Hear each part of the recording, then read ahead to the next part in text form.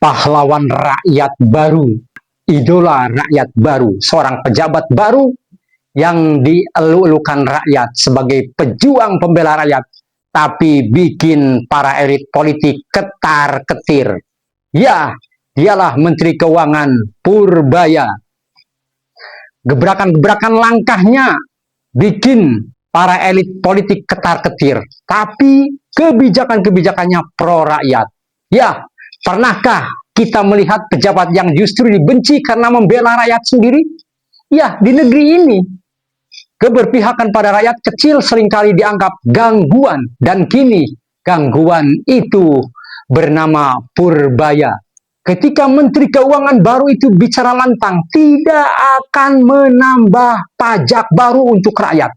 Bukan tepuk tangan yang terdengar di gedung-gedung parlemen dan gedung-gedung kekuasaan, tapi dengusan kesal dari kursi empuk para elit yang biasa berlindung di balik celah hukum.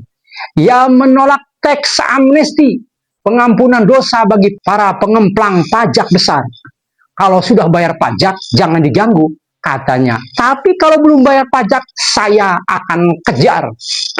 200 penunggak pajak besar dengan nilai yang fantastis, 50 triliun, kini jadi target Menkyu Purbaya.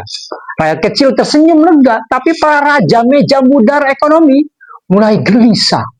Mereka terbiasa bersembunyi di balik pasal, bermain di antara koma dan tanda baca undang-undang. Kini permainan itu terancam bubar. Dan tahukah Anda, apa yang paling mereka takutkan? Bukan pajak, tapi keadilan yang benar-benar diterapkan oleh Menkyu Purbaya. Karena keadilan di negeri ini sering hanya berlaku untuk yang tidak punya kuasa. Purbaya tak menambah cukai rokok, tak menciptakan pajak baru, karena katanya rakyat sudah cukup berat hidupnya, jangan ditambah dengan beban pajak. Ia justru memutar arah untuk meningkatkan pendapatan negara. Dia mengejar para pengemplang pajak besar, bukan memajaki rakyat lemah. Mengaudit BUMN. Langkah ini mengguncang singgasana mereka yang selama ini merasa kebal hukum. Maka wajar bila sebagian elit politik mulai gelisah. Mereka takut bukan karena kehilangan uang, tapi karena kehilangan kendali dan kekuasaan. Reformasi fiskal ini bukan sekedar soal angka, tapi soal siapa yang akhirnya berani memihak rakyat tanpa izin dari para penguasa lama. Dan Purbaya tampaknya memilih berdiri di barisan itu.